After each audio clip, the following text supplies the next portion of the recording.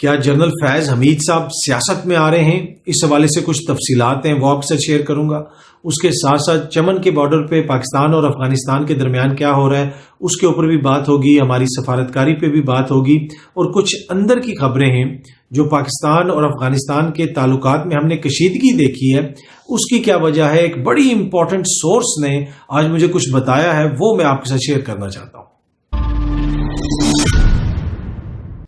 جی السلام علیکم، امید ہے کہ آپ سب لوگ خیریت سے ہوں گے. جنرل فیض حمید صاحب کی سوشل میڈیا کے اوپر ایک ویڈیو وائرل ہوئی ہے جس میں وہ ایک جگہ پہ بیٹھے ہوئے اور ایک شخص ان کو یہ مشورہ دے رہا ہے کہ جناب آپ سیاست میں آ جائیں، ہمارے علاقے کی خدمت کریں. غالباً وہ اپنے علاقے میں ہی، اپنے گاؤں میں ہی، جو بھی ان کا آبائی علاقہ ہے چکوال کا، وہاں پہ وہ ہیں اور وہاں پہ ان کو یہ مشورہ دیا جا رہا ہے. اچھا، اب کیا جنرل فیض حمید صاحب سیاست میں آنے کا فیصلہ کر چکے ہیں اور کیا وہ سیاست میں اس وقت آ سکتے ہیں؟ جناب دیکھیں، پہلی تو بات یہ ہے کہ وہ ابھی ریٹائرڈ ہوئے ہیں اور ریٹائرڈ جب وہ ہوئے ہیں تو 2 سال تک وہ باقاعدہ طور پہ سیاست میں نہیں آ سکتے. وہ باقاعدہ طور پہ سیاست نہیں کر سکتے، ان کو 2 سال انتظار کرنا پڑے گا.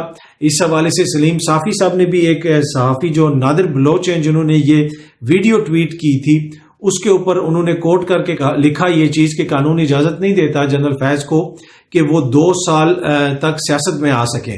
اس کے آگے سلیم صافی صاحب نے ایک بڑی امپورٹنٹ اور بڑی انٹرسٹنگ بات کی. انہوں نے یہ کہا کہ 2 سال بعد P T I Muslim league کاف بن چکی ہوگی، شاید تب اس کا صدر بھی پرویز الہی یا مونس الہی ہو. یعنی وہ یہ کہہ رہے ہیں کہ اگر وہ جو فیض حمید صاحب آتے ہیں سیاست میں تو وہ پی ٹی آئی جوائن کریں گے. سلیم صافی صاحب کی ٹویٹ سے یہ تاثر ملتا ہے. اور اس وقت تک جو پی ٹی آئی کی حالت ہے وہ کاف لیگ جیسی ہو جائے گی. یعنی 2 سال میں پی ٹی آئی کی پنجاب میں 10 سے زیادہ نشستیں نہیں ہوں گی اور وفاق میں بھی 4-5 صرف نشستیں ہوں گی. تو 2 سال کے بعد پی ٹی آئی کی یہ حالت ہو جائے گی. یہ پریڈکٹ کیا ہے سلیم صافی صاحب نے. تو اس کا بنیادی طور پہ وہ یہ کہہ رہے ہیں کہ اس وقت کیا فائدہ، 2 سال جب تک آپ انتظار کریں گے قانون آپ کو اجازت نہیں دیتا، اور 2 سال کے بعد آپ کی جو فیوریٹ پارٹی ہے جس کو آپ جوائن کرنا چاہتے ہیں اس کا تو وجود ہی ختم ہو چکا ہوگا ایک طرح سے. اچھا، اور ساتھ ساتھ انہوں نے یہ بھی کہہ دیا کہ پرویز الہی یا ہو سکتا ہے کہ مونس الہی اس کا صدر بنا ہو. اور یہ بھی وہ لکھتے ہیں کہ P T I per establishment نے 12 سال انویسٹمنٹ کی اور اسے 40 سال سے آزمودہ کارندوں کے سپرد کیا جا سکتا ہے.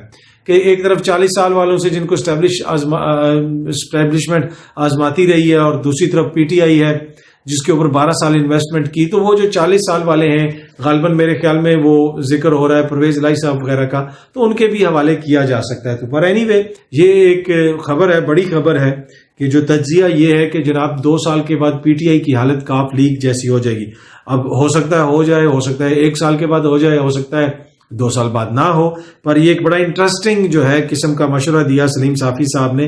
اس وجہ سے میں نے ضروری سمجھا کہ آپ کے ساتھ مینشن کیا جائے، کیونکہ نیچے جو ہے جو نادر بلوچ صاحب نے فیض حمید صاحب کی ویڈیو لگائی اور ان کو جو لوگ کہہ رہے ہیں کہ آپ سیاست میں ہیں. اچھا، جو میری سورسز، جو مختلف لوگوں سے میری بات چیت ہوئی، جنرل فیض حمید کا اس وقت قطعاً کوئی موڈ نہیں ہے سیاست میں آنے کا. اور جو لوگ یہ تاثر دیتے ہیں کہ جی وہ پی ٹی آئی کے بہت قریب ہیں، یہ بھی ایک بہت بڑی مت ہے.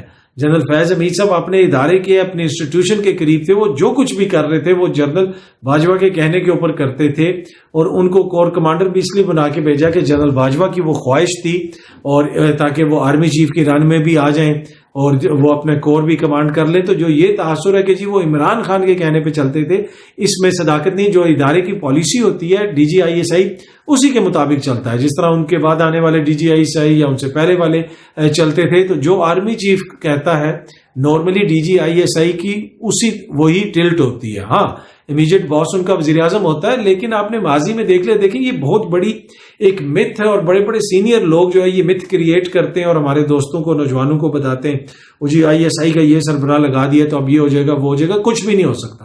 آرمی کے اندر صرف اور صرف ایک ہی پوسٹ ہوتی ہے جس کے اندر سب آتے ہیں اور وہ ہوتے ہیں آرمی چیف.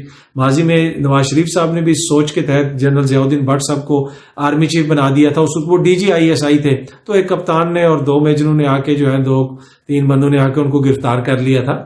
تو اس طرح نہیں ہوتا جو کہ یہ کہ ڈی جی آئی ایس آئی اس نے اپنی کوئی ایمپائر کھڑی کی ہوئی اور وہ اپنا کوئی کام کرے. نہیں، ادارہ ڈسپلن ادارہ ہے، اسی کے دائرہ کار میں رہتے ہوئے وہ کام کرتے ہیں. اور جنرل فیض حمید صاحب جو بھی کر رہے تھے، یہ نہیں ہو سکتا کہ وہ جنرل باجوہ کو نہ پتا ہو، یا اس وقت کے جو ڈی جی آئی ایس آئی کر رہے ہیں یہ نہیں ہو سکتا کہ جناب اس وقت کے آرمی چیف کو نہ پتا ہو، اس لیے کہ یہ ایک ڈسپلنڈ انسٹیٹیوشنز ہے. بہت سارے لوگ جو یہ کہتے ہیں نا جی ادارے کے اندر کشمکش ہے تو یہ ہو رہی ہے تو یہ ہے اور وہ، ایبسلوٹ ربش. ڈسپلن ادارہ ہے، کسی قسم کا کوئی ایشو نہیں ہے، یونٹی آف کمانڈ ہے، کوئی وہاں پہ ایشو نہیں ہے. جو اس طرح کی باتیں کرتے ہیں نا کہ جناب ادھر سے پریشر ہے، وہ یہ کنٹرول کرنے کی کوشش کر رہے ہیں، جو ماضی میں بھی کرتے رہے، وہ بالکل اپنی جو ہے خواہشات کے مطابق اس طرح کی خبریں آپ کو دیتے ہیں. اچھا، ایک اور چیز، افغانستان اور پاکستان کے مابین کشیدگی چمن کے بارڈر پہ. حالیہ دنوں میں یہ ہم نے دیکھا کہ دوسری دفعہ جناب وہاں پہ یہ گولہ باری ہوئی ہے. پاکستانی شہریوں پہ افغان فوجی وہاں سے گولہ باری کر رہے ہیں، فائرنگ کر رہے ہیں، اور بڑی خطرناک قسم کی صورتحال وہاں پہ کریٹ ہوئی ہے.